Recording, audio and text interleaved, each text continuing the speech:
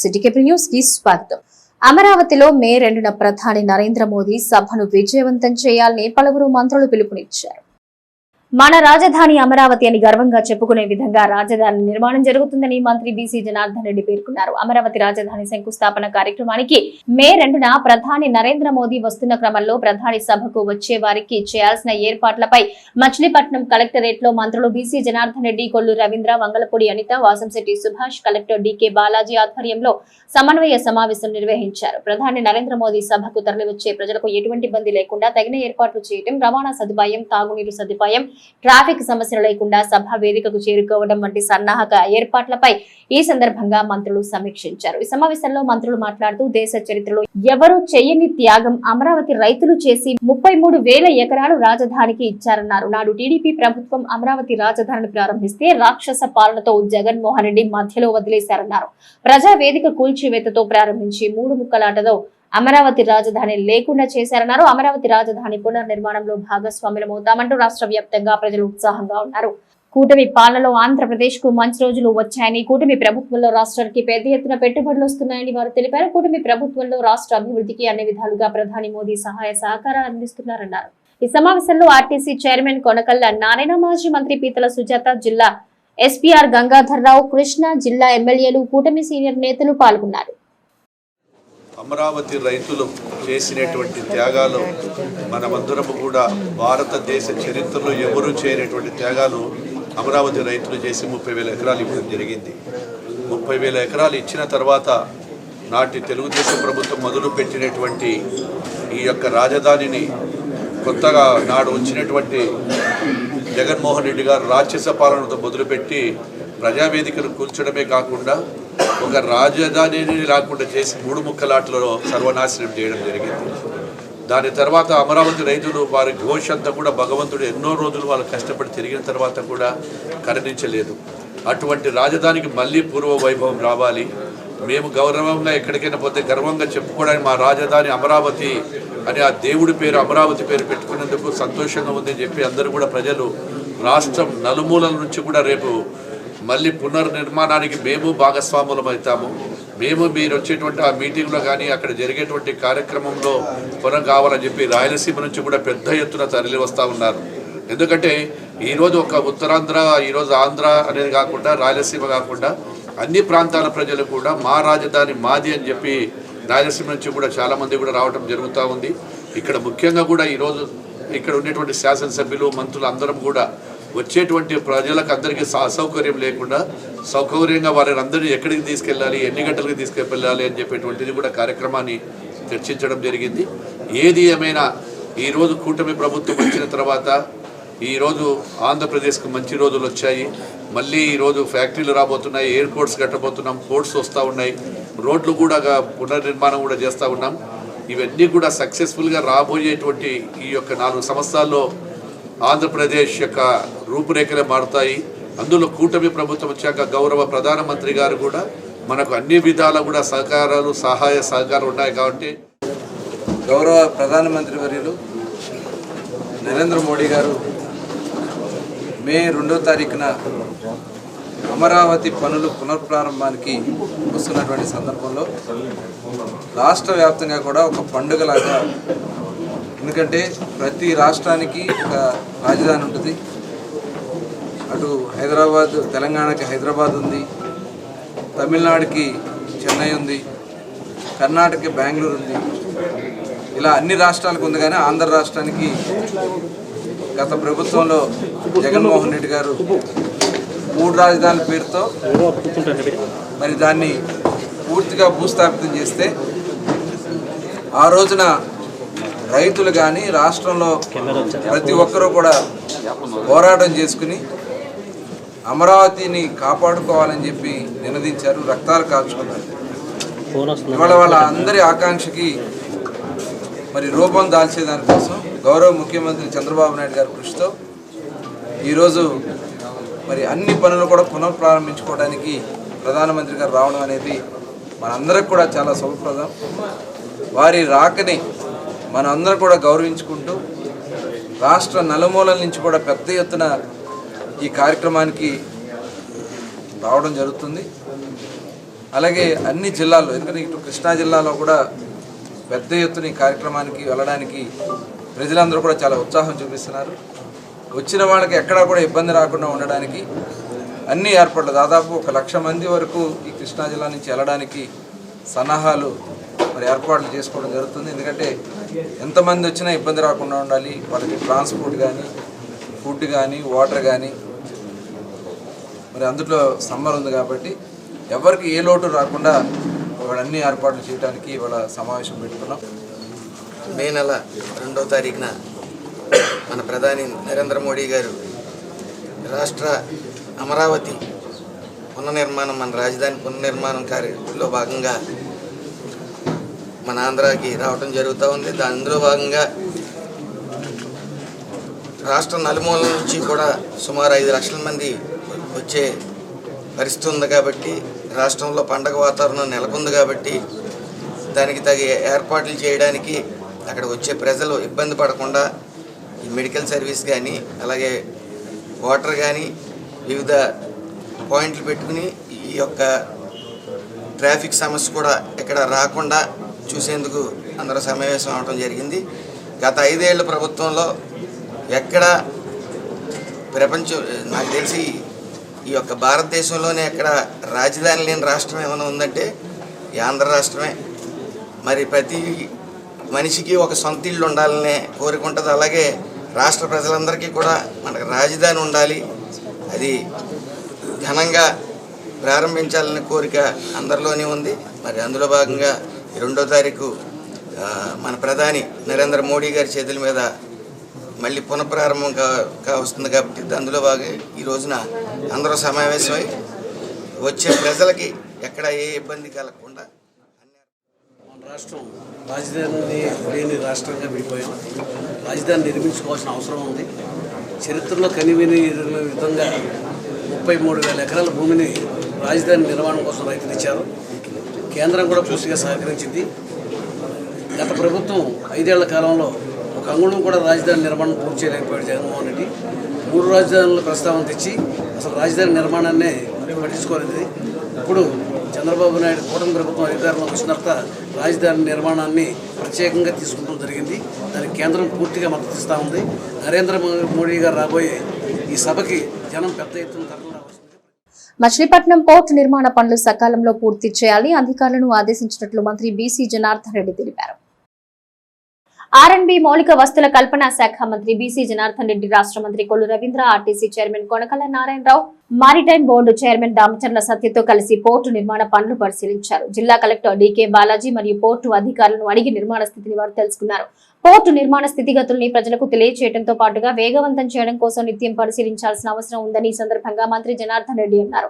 ముఖ్యమంత్రి కూడా పోర్టు పనులపై చిత్తశుద్ధితో పరిశీలిస్తున్నారని, ఇప్పటి వరకు 4 బెర్తుల పనులు, రోడ్డు పనులు, విజయవాడకు అనుసంధానించే పనులు 43% పూర్తయ్యాయని ఆయన తెలిపారు. గేట్వే ఆఫ్ అమరావతిగా మచిలీపట్నం పోర్టు మార్చేందుకు అవకాశాలు పుష్కలంగా ఉన్నాయన్నారు. ఇన్లాండ్ వాటర్వేస్ అభివృద్ధి చేయడం ద్వారా అమరావతి నిర్మాణంలో కూడా పోర్టు భాగస్వామిగా మారబోతోందని, పోర్టు పనులు త్వరగా పూర్తి చేయడం ద్వారా పోర్ట్ బేస్ ఇండస్ట్రీలు కూడా ఎక్కువగా మచిలీపట్నంలో ఏర్పడేందుకు అవకాశాలు ఉంటాయన్నారు. మరోవైపు మచిలీపట్నంలో టూరిజం హబ్ ఏర్పాటు పనులు చేస్తున్నామని మంత్రి కొల్లు రవీంద్ర తెలిపారు. సర్క్యూట్ టూరిజం అభివృద్ధి చేసి ఉద్యోగ ఉపాధి అవకాశాలు పెంచేందుకు ప్రణాళికలు రచిస్తున్నామని ఆయన వివరించారు.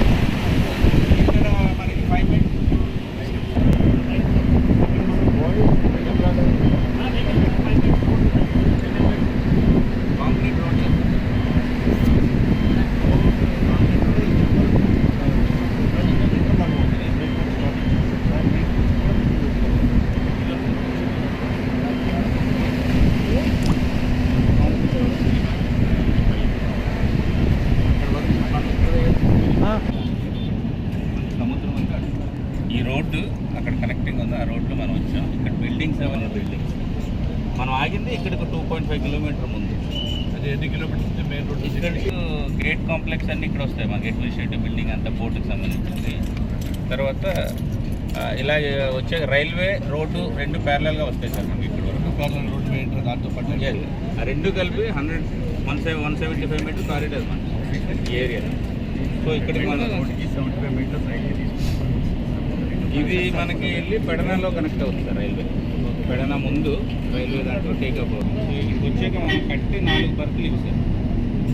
Birth number 1, 2, 3, 4 sir. ఈ 4 బర్త్లు బర్త్లు అంటే ఒకే చోట పెట్టారా? ఆపోజిట్గా సార్. ఇటువైపు 2, ఇటువైపు 2 సార్. ఇటువైపు ఉన్న బర్తులు ఒకటి పెండ్, అటువైపు ఉన్న బర్తులు ఒకటి గ్రానైట్, ఒకటి ఎడిబుల్ ఆయిల్ సపరేట్ చేస్తారు. ఏదానికి అదే సార్. కార్గో బయట సపరేట్ చేస్తారు, గ్రానైట్ దీనికి సపరేట్ చేస్తారు. సెపరేట్గా ఉన్నాయి సార్. దేనికి కాకుండా ఇబ్బంది కాకుండా 40,400,00,000 సార్. కానీ దాన్ని అంతా సరిపోవట్లేదు సార్. కొంతే పనికి వస్తుంది సార్. స్టాండ్ అంటే క్వాలిటీ పనికిరాదు సార్. అది సాఫ్ట్ సాయిల్ సార్, బాగా వీక్గా ఉంటుంది. అది మొత్తం అంతా ఎక్కువ ఉండాలి. డ్రైన్ సైజు కొద్దిగా పెద్దగా ఉండాలి సార్. మరీ క్లే మెటీరియల్ కింద మెత్తగా ఉంటే పని. అందుకని పనికి వచ్చేదే తీసుకొచ్చి ఇక్కడ వేస్తాం సార్. అది 5 మిలియన్ క్యూబిక్ మీటర్స్ వరకు ఇక్కడ పంపింగ్. ఈ బ్రేక్ వాటర్ ఏదైతే ఉందో సార్, ఇది యాక్చువల్గా మన ఈ ఏరియాలో సాయిల్ అంతా పూర్ సాయిల్ కండిషన్. ఇది యాక్చువల్గా 3 మీటర్లు దిగుతుందని చెప్పారు ఇనిషియల్ డిజైన్స్లో. మీకు ఇచ్చిన డిజైన్ అనేది ముందు 50 మీటర్లే ఉండేది width of the break water. దాన్ని 1 క్వాంటిటీ ఉండేది సార్ ఫస్ట్. మనకి ఇది 22 lakhs అయింది. ఇంకో 2 lakhs ఎక్స్ట్రా అవుతుంది. మన అరౌండ్ 24 lakhs అవుతుంది. తేడా ఏంటంటే సార్, ఇక్కడ బాగా సాఫ్ట్ సాయిల్ సార్, బాగా వీక్గా ఉంది సార్.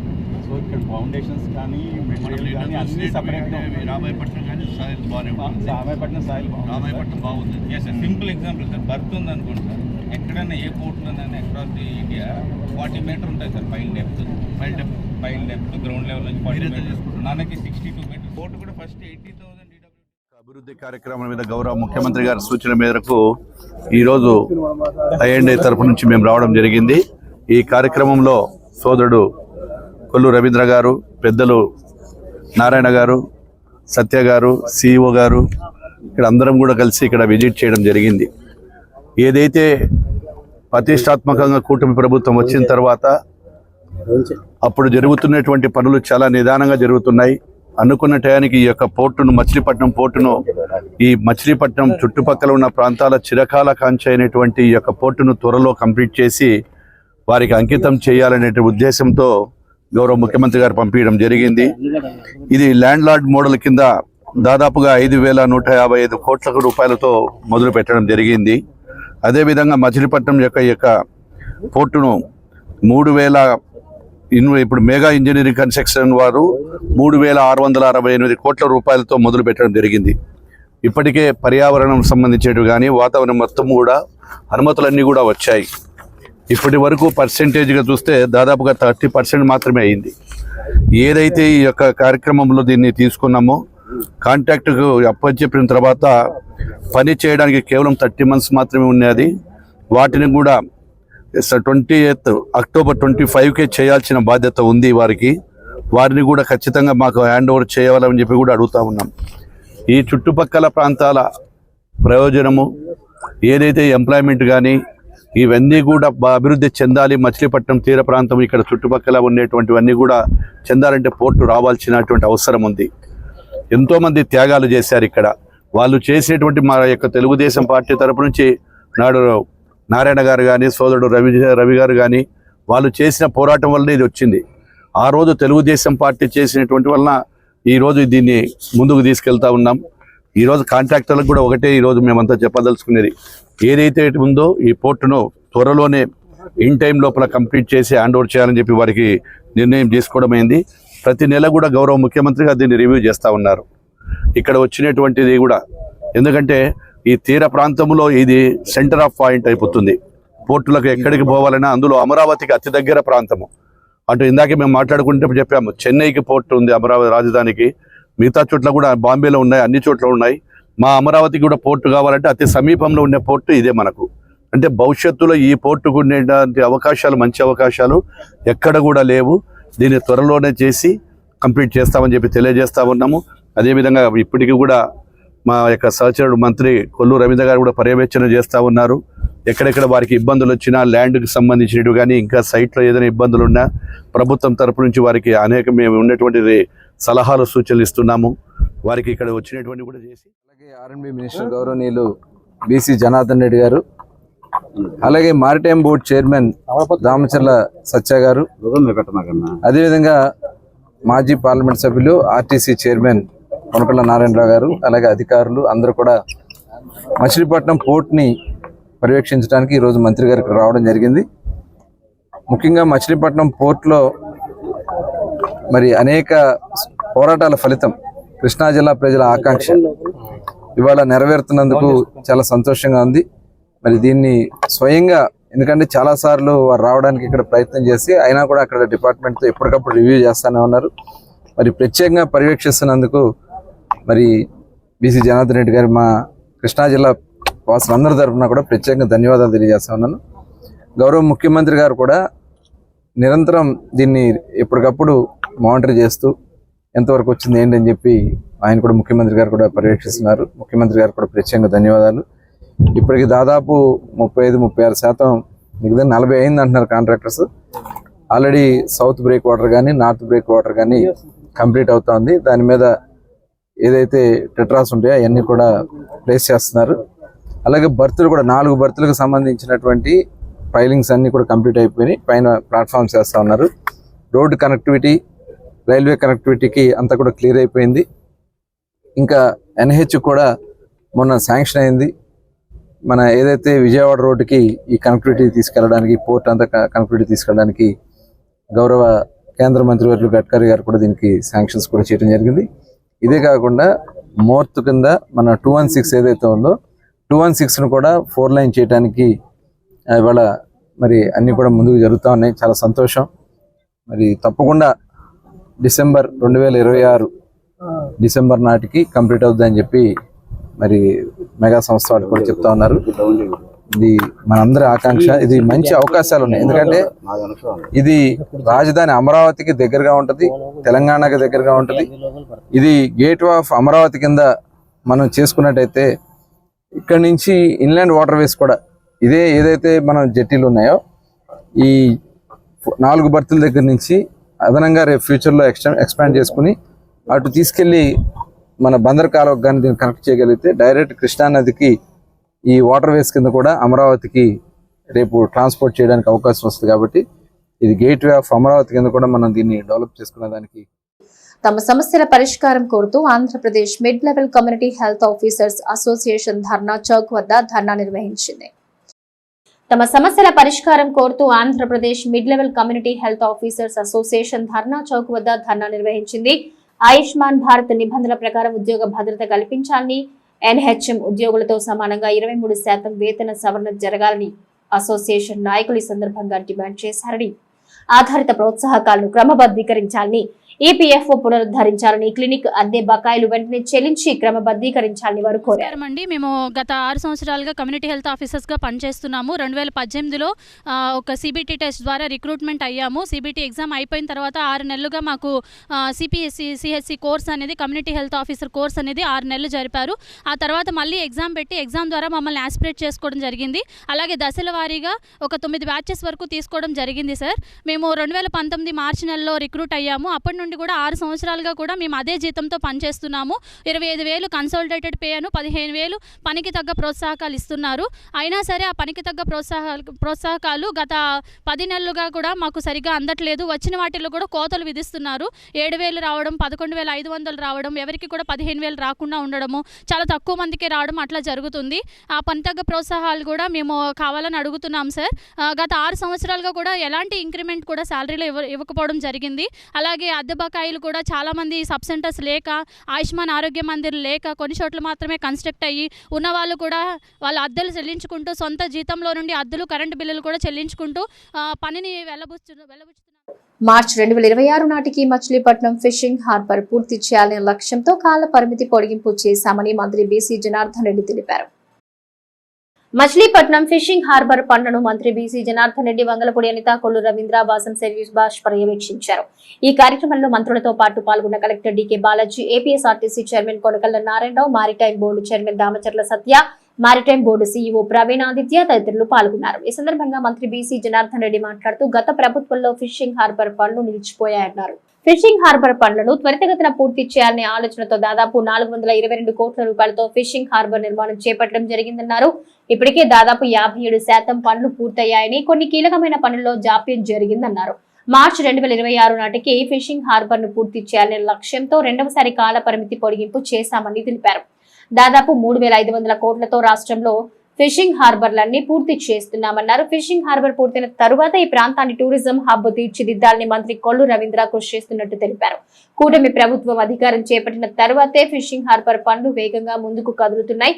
సీమౌత్ సమస్యపై సాంకేతికంగా పరిష్కరించేందుకు చెన్నైకి నివేదిక పంపించామని, అది వచ్చి 45 రోజుల్లో వచ్చిన తర్వాత సీమౌత్ ను కూడా పూర్తి చేస్తామని మంత్రి జనార్దన్ రెడ్డి తెలిపారు. ముఖ్యంగా చాలా కాలం నుంచి కూడా గత ప్రభుత్వంలో ఈ యొక్క పనులన్నీ కూడా ఆగిపోయాయి. వీటిని ఏదైతే ఈ ఫిషింగ్ హార్బర్ త్వరలో పూర్తి చేయాలనే ఉద్దేశంతో దాదాపుగా 350 కోట్ల రూపాయలతో 422 కోట్ల రూపాయలతో దీనికి నిర్మాణం చేపట్టడం జరిగింది. ఇప్పటికే దాదాపుగా 57% కంప్లీట్ అయినప్పటికీ చాలా ముఖ్యమైనటువంటి పనులన్నీ కూడా నిలబడిపోయినాయి. ఇప్పటికే మళ్ళీ ఈవోటి రెండోసారి కూడా మార్చి 26కు కంప్లీట్ చేయాలనే ఉద్దేశంతో మళ్ళీ వారికి ఎక్స్టెన్షన్ కూడా చేయడం జరిగింది. ఏదైతే ఈ పోర్ట్ల వలన దాదాపుగా 3,500 కోట్ల రూపాయలతో 9 ఫిషింగ్ హార్బర్స్ అన్ని కూడా కంప్లీట్ చేయడం జరుగుతూ ఉంది. త్వరలోనే చేసిన తర్వాత ఈ ప్రాంతాన్ని టూరిజం కింద కూడా మార్చాలనే ఉద్దేశంతో గౌరవ మంత్రివర్యులు రవీంద్ర గారు కూడా ఉన్నారు. ముఖ్యంగా ఏది ఏమైనప్పటికీ ఇప్పుడున్నటువంటి పరిస్థితులలో కూటమి ప్రభుత్వం వచ్చిన తర్వాతనే ఈ యొక్క పనులన్నీ కూడా ముందుకు సాగుతూ ఉన్నాయి. వాటిలో భాగంగా ప్రతి నెల కూడా మేము రివ్యూ చేస్తాం జరుగుతూ ఉంది. అయినప్పటికీ ఇక్కడ కొన్ని వాళ్ళకి ఇబ్బందులు ఉన్నప్పటికీ కూడా అవన్నీ కూడా సమావేశంలో కలెక్టర్ గారు ఆదేశాలు ఇచ్చి కలెక్టర్ గారు కూడా ఇబ్బందులు లేకుండా చేశారు. కావాల్సి ఉన్నాయి, అవి కూడా నెక్స్ట్ 26 కల్లా పూర్తి చేస్తామని ఆ కాంట్రాక్టర్ కూడా చెప్పడం జరిగింది. దీన్ని వేగవంతం చేయవలసిన బాధ్యత మా పైన కూడా ఉందని కాంట్రాక్టర్ గారు కూడా గట్టిగా చెప్పడం జరిగింది. ఇది ఈ ఫిషింగ్ హార్బరు అలాగే ఇంకా మిగతా 9 కూడా త్వరలోనే పూర్తి చేస్తామని ప్రభుత్వం తరఫున కూడా తెలియజేస్తాం. పోర్ట్ కానీ ఇప్పుడు ఫిషింగ్ హార్బర్ విజిట్ చేసుకోవడం జరిగింది.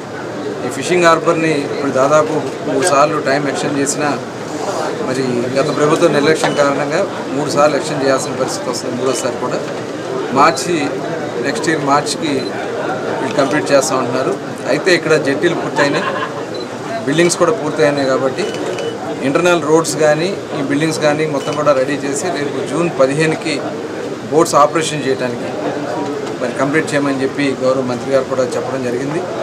దాని మీద వెంటనే కాంట్రాక్ట్ కూడా కంప్లీట్ చేస్తున్నారు. ఏదైతే మనకి సీమౌత్కు సంబంధించి డిజైన్ కొద్దిగా మరి చెన్నై నుంచి రావాల్సింది, ఐఐటి చెన్నై నుంచి, అది 1.5 మంత్లో వస్తుంది అంటారు. అది వస్తే ఆ సీమౌత్ కూడా ఎందుకంటే పర్మనెంట్గా ఉండేది కాబట్టి సీమౌత్ కూడా ఎప్పటికప్పుడు డ్రెడ్జింగ్ చేసుకోవాలన్నా ఇబ్బంది లేకుండా ఉండాలన్నా అటు బ్రేక్ వాటర్ కూడా వేసుకోవాల్సిన పరిస్థితి ఉంటుంది. కాబట్టి మరి వెంటనే అది కూడా పూర్తి చేయడానికి మార్చి 28 వరకు నెక్స్ట్ ఇయర్ మార్చి 26 మార్చికి కంప్లీట్ 100% కంప్లీట్ అవుతుంది.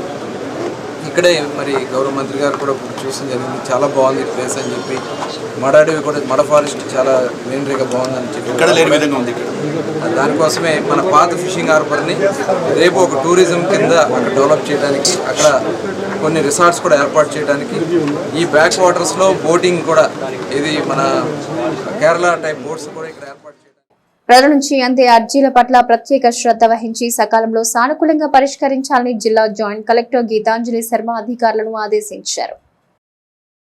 నగరంలోని కలెక్టరేట్ సమావేశ మందిరంలో DRO Chandrasekhararao, KRRC SDC Sridevi, RDO స్వాతిలతో కలిసి జిల్లా జాయింట్ కలెక్టర్ గీతాంజలి శర్మ ప్రజా సమస్యల పరిష్కార వేదిక మీకోసం కార్యక్రమం నిర్వహించి జిల్లా నలుమూల నుంచి వచ్చిన ప్రజల నుంచి అర్జీలు స్వీకరించారు. ఈ సందర్భంగా జాయింట్ కలెక్టర్ అర్జీదారుల సమస్యలను ఎంతో ఓపికగా ఆలకించి సంబంధిత అధికారులు పిలిపించి వారి సమస్యలను వీలైనంత త్వరగా సానుకూలంగా పరిష్కరించాలన్నారు. అర్జీలను పరిష్కరిస్తే ఏ విధంగా పరిష్కరించాలో ప్రతి అర్జీదారునికి వివరించాలి. వీలు కాని పక్షంలో కూడా కారణాలు తెలియజేస్తూ సవివరంగా జవాబును వారికి పంపించాలన్నారు. ప్రజల సమస్యల పరిష్కారం పట్ల రాష్ట్ర ప్రభుత్వం అత్యంత ప్రాధాన్యత ఇస్తోందన్నారు. ఈ కార్యక్రమంలో పలువురు జిల్లా అధికారులు పాల్గొన్నారు.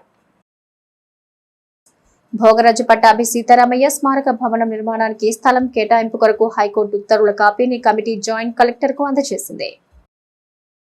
మచిలీపట్నం నగర కార్పొరేషన్ కౌన్సిల్ ఎజెండాలో పెట్టి స్వతంత్ర సమర యోధుడు ఆంధ్ర బ్యాంకు వ్యవస్థాపకుడు స్వర్గీయ భోగరాజు పట్టాభి సీతారామయ్య స్మారక భవనం నిర్మాణానికి స్థలం కేటాయింపు కొరకు కార్పొరేషన్ లో తీర్మానించడానికి భవన నిర్మాణ కమిటీ ప్రధాన కార్యదర్శి పివి భణికుమార్ రిట్ పిటిషన్ దాఖలు చేశారు. దీనిపై మున్సిపల్ కౌన్సిల్ తీర్మానంలో పెట్టమని మున్సిపల్ కార్పొరేషన్ కమిషనర్ కు మేయర్ కు హైకోర్టు ఉత్తర్వులు ఇచ్చింది. నేపథ్యంలో సదరు ఉత్తర్వులు అమలయ్యేలా చర్యలు తీసుకోవాలని భోగరాజు పట్టాభి సీతారామయ్య స్మారక భవన నిర్మాణ కమిటీ ప్రతినిధులు ఈ సందర్భంగా జాయింట్ కలెక్టర్ గీతాంజలి శర్మను కోరారు.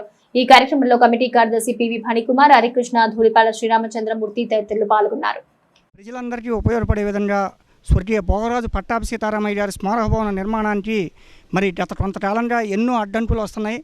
ఆ అడ్డంకులు ఎదుర్కొనేందుకు మరి సాక్షాత్తు అప్పటి ఎంపీ ఇప్పటి ఎంపీ బాలశౌరి గారు లెటర్ ఇచ్చి అప్పటి ముఖ్యమంత్రి జగన్మోహన్ రెడ్డి గారు స్థలం కేటాయించినా కూడా మచిలీపట్నం నగరపాలక సంస్థలో మరి కౌన్సిల్ ఎజెండాలో పెడతలేదు. కౌన్సిల్ ఎజెండాలో పెడతలేదని చెప్పి మేము కలెక్టర్ గారిని, మేయర్ గారిని, మున్సిపల్ కమిషనర్ గారిని అందరినీ కూడా పార్టీలుగా చేసి హైకోర్టులో రిట్ పిటిషన్ దాఖలు చేయగా శ్రీ హైకోర్టు వారు కౌన్సిల్ ఎజెండాలో భోగరాజు పట్టాభి సీతారామయ్య గారి స్మారక భవన నిర్మాణానికి మీద కౌన్సిల్ ఎజెండాలో పెట్టి చర్చ జరపండి అని చెప్పి మరి హైకోర్టు వారు ఉత్తర్వులు ఇచ్చారు. ఆ హైకోర్టు వారి ఉత్తర్వులను అమలుపరచమని చెప్పి మొన్న మున్సిపల్ కమిషనర్ గారికి ఇచ్చాము. అలాగే ఈరోజు కలెక్టరేట్లో మరి కలెక్టర్ గారికి, జాయింట్ కలెక్టర్ గారికి కూడా వినతి పత్రం ఇవ్వడం జరిగింది.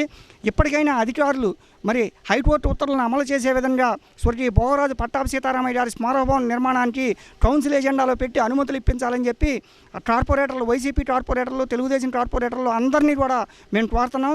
ఇది కనుక ఎమ్మటే అనుమతులు ఇచ్చి స్మారక భవనం ఏర్పాటు చేస్తే ప్రజలకు ఉపయోగపడే విధంగా దాంట్లో అనేక రకాల కార్యక్రమాలు మంది ప్రజలకు ఉపయోగపడే అనేక కార్యక్రమాలు చేపట్టినటువంటి మనం బందర్వాసి పట్టాభి సీతారామయ్య గారు ఎవరైతే ఉన్నారో ఆయన యొక్క స్మారక భవనానికి గత ప్రభుత్వంలో 2 ఎకరాలు ప్రభుత్వ స్థలం ఇచ్చి అదేవిధంగా యూనియన్ బ్యాంక్, ఆంధ్ర బ్యాంకులో విలీనమైనటువంటి యూనియన్ బ్యాంకులో విలీనమైన ఆంధ్ర బ్యాంకు సంస్థ వారు 40 కోట్ల రూపాయలు స్మారక భవనానికి నిధులు ఇస్తామని చెప్పి రెడీ చేశారు. మన పార్లమెంటు సభ్యులు మన బాలశౌరి గారు కృషితో అన్నీ కూడా సిద్ధమైనా కూడా అల్లుడి నోట్లో చెన్నట్టుగా ఉన్నటువంటి వైసీపీ నాయకులు వ్యతిరేకతతో, ప్రత్యేకం టీడీపీ మీద వ్యతిరేకతతో, అదేవిధంగా మరి ప్రజా బందర్లకు పేరు తెచ్చేటువంటి ఈ సంస్థ నిర్మాణానికి సహకరించకుండా కేవలం వ్యక్తిగత ఖర్చుతో వాళ్ళు కార్యక్రమాన్ని గత 2 ఏళ్ల మట్టి అడ్డుకోవడం జరిగింది. దీనికి సంబంధించి కమిటీగా మేమంతా ఫారం అయ్యి హైకోర్టులో వేసినప్పుడు హైకోర్టు వారు ఇవాళ తీర్మానం చేసి ఖచ్చితంగా ఎంతో కృషి చేసిన మా పని గారు దుర్పాల శ్యామచంద్రమూర్తి గారికి హైకోర్టుని స్టే ఆర్డర్ తెచ్చారు. ఆ స్టే ఆర్డర్ తీసుకొచ్చారు కాబట్టి ఇప్పటికైనా మేమంతా కూడా కొల్లు రవీంద్ర అన్నయ్య గారికి, అందరికీ కలెక్టర్ గారికి, మన మున్సిపల్ చైర్మన్ గారికి, మున్సిపల్ కమిషనర్ గారికి అందరికీ మెమోరాండం అందరికీ కూడా కాపీలు ఇచ్చాము. అందరూ కూడా మన మంచి సత్ప్రవర్తనతో మన కార్పొరేషన్లో ఉన్న కార్పొరేటర్లు అందరూ కూడా వైఎస్ఆర్సీపీ కానీ టీడీపీ కానీ అందరూ కూడా మన భోగరాజు పట్టాభి సీతారామయ్య గారికి ఈ నెలలోనే ఆయనకి శాంక్షన్ చేయటం, ఆ పనులు కూడా త్వరితగతిన చేయాలని చెప్తూ ఈరోజు అందరూ కూడా మంచి ఇది 10 మందికి ఉపయోగపడే మంచి చనిపోయిన వ్యక్తి, కొన్ని వేల మందికి ఉద్యోగాలు ఇచ్చే మహానుభావుడు మహనీయుడు భోగరాజు పట్టాభి సీతారామయ్య గారు. ఆయనకి మన బాలశౌరి అన్నయ్య గారు 2 ఎకరాల పొలం కేటాయించారు. ఆ రోజు మన జగన్మోహన్ రెడ్డి గారు తండ్రి వైఎస్ రాజశేఖర గారు కొడుకైన జగన్మోహన్ రెడ్డి గారు ఇచ్చారు. దాన్ని ఇప్పుడు కూడా అమలు చేయడం మన కార్పొరేట్ నాయకులు ఇప్పటికైనా మన మంచి సత్ప్రవర్తనతోటి మన కార్పొరేషన్లో ఉన్న నాయకులందరూ కూడా వెంటనే దానికి పర్మిషన్ ఇవ్వాలని. రాష్ట్రంలో తీర ప్రాంతాల్లోని మరైన్ పోలీస్ స్టేషన్లను పటిష్టపరిచే చర్యలు తీసుకుంటామని హోంశాఖ మంత్రి వంగలపూడి అనిత తెలిపారు. రాష్ట్రంలో తీర ప్రాంతాల్లోని మరైన్ పోలీస్ స్టేషన్లను పటిష్టపరిచే చర్యలు తీసుకుంటామని హోంశాఖ మంత్రి వంగలపూడి అనిత తెలిపారు.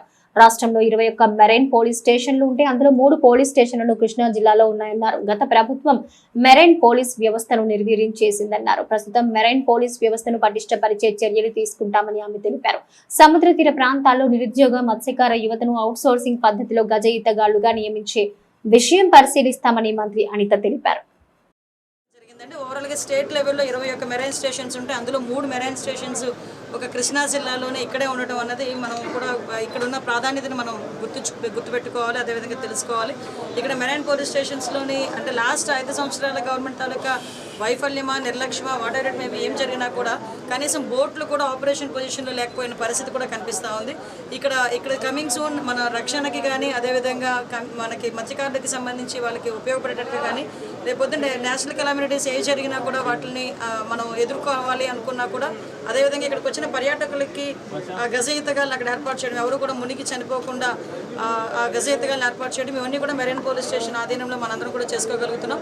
ఈ మెరైన్ పోలీస్ స్టేషన్ల తాలూకా స్ట్రెంథనింగ్కి, అదేవిధంగా వాళ్ళ బోట్లకి కొత్త బోట్లు ఇవ్వడానికి కూడా ఈరోజు మేము ప్రపోజల్ పెట్టి యాజ్ ఎర్లీ యాజ్ పాసిబుల్ తీసుకొచ్చుకుంటామని మేము చెప్తున్నాం. అదేవిధంగా ఇక్కడ గజ ఈతగాళ్ళు ఎవరైతే ఉన్నారో మత్స్యకార సోదరులు చాలామంది ఇక్కడ అన్ఎంప్లాయ్మెంట్తో ఉన్నారు. వాళ్ళందరినీ కూడా అవుట్సోర్సింగ్లో తీసుకునే దానిక, లేకపోతే ఏ రకంగా వాళ్ళ సేవలు వినియోగించుకోవాలన్న దాని మీద, అదేవిధంగా ఆపద మిత్రాలు కూడా వాళ్ళని వేసి డిజాస్టర్ మేనేజ్మెంట్ నుంచి కూడా వాళ్ళకి కూడా ఉపాధి కల్పించేటట్టుగా చేయడానికి మేము ప్రయత్నం చేస్తున్నాం.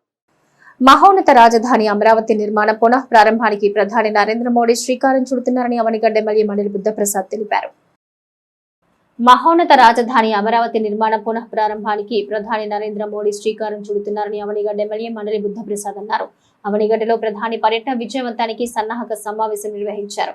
ఎమ్మెల్యే మాట్లాడుతూ కూటమి ప్రభుత్వంలో ముఖ్యమంత్రి చంద్రబాబు, ఉప ముఖ్యమంత్రి పవన్ కళ్యాణ్ ప్రజల ఆకాంక్షల్ని అనుగుణంగా అమరావతి రాజధాని నిర్మాణం చేపడుతున్నట్టు తెలిపారు. మే 2వ తేదీ భారత ప్రధాని నరేంద్ర మోడీ అమరావతిలో రాజధాని నిర్మాణ పనులను పునః ప్రారంభోత్సవ పనులకు శంకుస్థాపన చేయనున్నట్లు తెలిపారు. ప్రధాని మోడీ పర్యటన విజయవంతం చేయాలని పిలుపునిచ్చారు. అన్ని గ్రామాల్లో కూడా సిమెంట్ రోడ్డు వేసుకున్నాం. అది జాతీయ గ్రామీణ ఉపాధి హామీ పథకం కింద వాళ్ళ కేంద్ర ప్రభుత్వం నిరూపణ జరుగుతున్న పరిస్థితి కూడా మేము తెలిసిన విషయం. అలాగే గృహ నిర్మాణానికి కూడా ఇవాళ పెద్ద ఎత్తున నిధులు కూడా కేంద్ర ప్రభుత్వం మనకి ఇస్తుంది. ఆ రకంగా గ్రామాల అభ్యున్నతికి ఈరోజు కేంద్ర ప్రభుత్వం ఎంతగానో కృషి చేస్తుంది. దాంతోపాటు మన జాతీయ రహదారులన్నీ కూడా ఎంత చక్కగా తయారు చేశారో మనకు తెలుసు. ఇంకా కొత్త జాతీయ రహదారులు కూడా మనకి మంజూరు చేస్తున్న పరిస్థితి ఉంది. ఆ రకంగా వాళ్ళ కేంద్ర ప్రభుత్వం కూడా మనకు సహకారం అందిస్తున్నది. ప్రధానమంత్రి గారు కూడా ఈ సందర్భంలో హృదయపూర్వకంగా తెలియజేస్తుంది. అయితే ఈ సందర్భంలో ఒకటి గుర్తు చేసుకోవాల్సిన అవసరం ఉంది. ఇవాళ దేశంలో పరిస్థితి అంతా కూడా గమనించాలి. మొన్న కాశ్మీర్లో పహల్గాంలో జరిగిన దారుణ మారణకాండ ఇవాళ మొత్తం యావత్ జాతినే కాదు యావత్ ప్రపంచాన్ని కూడా కుదిపేసిన పరిస్థితి. ఎందుకంటే ఇవాళ కాశ్మీరు అన్ని రంగాల్లో కూడా పురోగమిస్తుంది. ప్రత్యేకించి పర్యాటక రంగంలో ఇవాళ అద్భుతమైన అవకాశాలుగా అలా కాశ్మీర్ని ఏదో రకంగా పరిస్థితిని చిన్నబనం చేయాలని చెప్పి ఆలోచన చేయడం. మొదటి నుంచి కూడా పాకిస్తాన్ మాది అని చెప్పి కాశ్మీర్ ఇచ్చేసి ఉగ్రవాదాన్ని పురికొల్పి ఈ రకమైన దుశ్చర్యలకి వాళ్ళు నాంది పలుకుతూ వచ్చారు. తత్ఫలితంగా ఇవాళ చాలామంది 28 మంది అంతమంది మరణించడం జరిగింది. దాంట్లో ఒక జన సైనికుడు కూడా మరణించారు. ఈ రాష్ట్రం నుంచి 2 మరణించారు. విశాఖపట్నం నుంచి చంద్రశేఖర్ గారు. అయితే జనసేన దీంట్లో ఎప్పుడు కూడా పవన్ కళ్యాణ్ గారు ఆయన గొప్ప దేశభక్తుడు. ఆయన ముందు దేశం గురించి ఆలోచిస్తారు, తర్వాత మిగతా విషయం. మే నెల 2వ తేదీన అమరావతి పునర్నిర్మాణ కార్యక్రమానికి శంకుస్థాపన చేయడం కోసం గౌరవనీయులు భారతదేశ ప్రధానమంత్రి శ్రీ నరేంద్ర మోడీ గారు అమరావతికి విచ్చేస్తున్న సందర్భంగా ఈరోజు అవనగడ్డ నియోజకవర్గ శాసనసభ్యులు శ్రీ మండలి బుద్ధప్రసాద్ గారి ఆధ్వర్యంలో సన్నాహక సమావేశం ఏర్పాటు చేసుకోవడమైంది. ముఖ్యంగా ఆంధ్రప్రదేశ్ రాష్ట్ర పునర్నిర్మాణానికి చేయూత అందిస్తున్నటువంటి ప్రధానమంత్రి గారి నాయకత్వాన్ని బలపరుస్తూ తెలుగుదేశం, జనసేన, బీజేపీ నాయకులు మరియు కార్యకర్తలు, వీర మహిళల అందరము కూడా ఈ కార్యక్రమానికి 2వ తేదీన అమరావతి విచ్చేసి జయప్రదం చేయవలసిందిగా పిలుపునిస్తున్నాం. జై హింద్, జై జనసేన. 2వ తారీఖున ప్రధాని మోడీ గారు అమరావతికి విచ్చేస్తున్నారు. ఆ సందర్భంగా మన నియోజకవర్గంలో ఉన్న కూటమి నాయకులు అందరూ, కార్యకర్తలు అందరూ కలిసికట్టుగా ఆ కార్యక్రమాన్ని విజయవంతం చేయడానికి ప్రతి ఒక్కరు కృషి చేయాలని, ఆయన చేసిన కార్యక్రమాలను, అభివృద్ధి పనులని జనాల్లోకి మరింతగా తీసుకెళ్ళి మన కూటమి ప్రభుత్వానికి విజయానికి మరింత కృషి చేయాలని చెప్పి ప్రధాని మోడీ గారి పర్యటనని విజయవంతం చేయాల్సిందిగా ఈ సందర్భంగా మచిలీపట్నం సర్వజన ఆసుపత్రిలో సిబ్బంది కొరత నివారించాలని జాయింట్ కలెక్టర్ గీతాంజలి శర్మకు బీసీ సంక్షేమ సంఘం విజ్ఞప్తి చేసింది.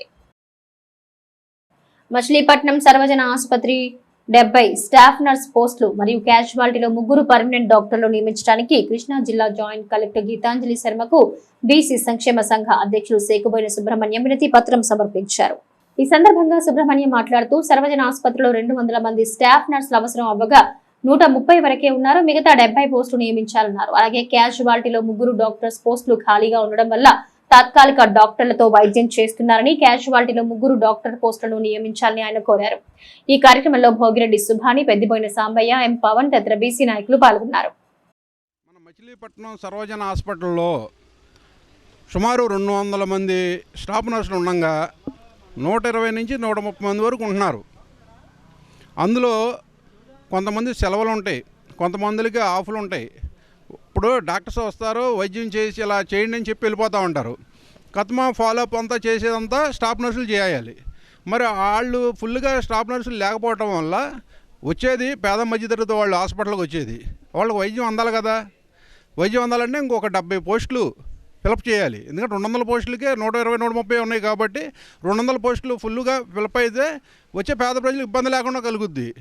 మరి అంతకుముందు చాలాసార్లు చెప్పాం, పేరుకేమో సర్వజన ఆసుపత్రి, అక్కడ సర్వజన ఆసుపత్రి సర్వం ఉండాలి. కొన్ని రిఫర్ కేసులు, వైద్యం సరిగ్గా అందకపోతే మరి పేద ప్రజలు వచ్చే వాళ్ళకి ఎన్ని ఇబ్బందులు, అది కూడా అర్థం చేసుకోవాలని చెప్పాము కలెక్టర్ గారికి. వారు కూడా నేను డిఎం గారితో మాట్లాడి పోస్టులు కూడా ఫిలప్ చేస్తానని చెప్పారు. అలాగే ఇంకో విషయం ఏంటంటే క్యాజువాలిటీలో 3 పోస్టులు డాక్టర్ ఖాళీగా ఉన్నాయి. వాళ్ళు ఇప్పుడు ఇన్ఛార్జీలుగా ఎవరో ఒకళ్ళు వేస్తున్నారో, వాళ్ళు ఏదో వైద్యం చేస్తున్నారో జరుగుతుంది, వైద్యమే జరుగుతుంది. అలా కాకుండా పర్మనెంట్ పోస్టులు ఉన్నాయి 3 పోస్టులు. ఎప్పుడు క్యాజువాలిటీలో ఉంటారు డాక్టర్స్ వాళ్ళు, ఒకళ్ళు కాదు ఒకళ్ళు పర్మనెంట్గా ఉంటారు. అప్పుడు నీకు వైద్యంకి పేషెంట్ రాగానే. వేసవి సెలవులు విద్యార్థుల అభ్యాసానికి, ప్రతిభాభివృద్ధికి ముఖ్యమైనవని పలువురు వక్తలు పేర్కొన్నారు.